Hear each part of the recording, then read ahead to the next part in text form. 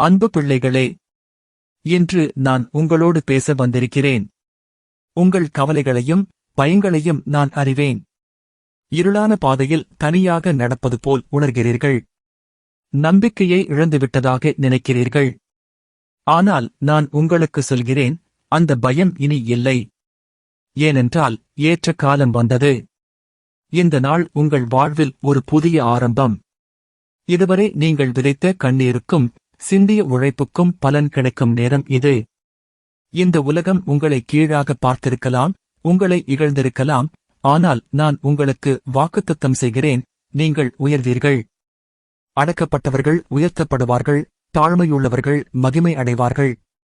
நீங்கள் கடந்து வந்த சோதனைகள், வலிகள் அனைத்தும் உங்களை இன்னும் வலிமைப்படுத்துவதற்காகத்தான்.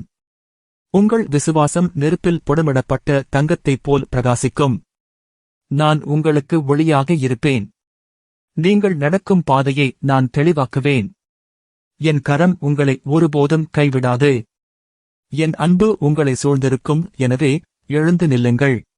உங்கள் தலைகளை நிமிர்த்துங்கள். ஏனென்றால் இந்த வெற்றி உங்களுடையதுதான்.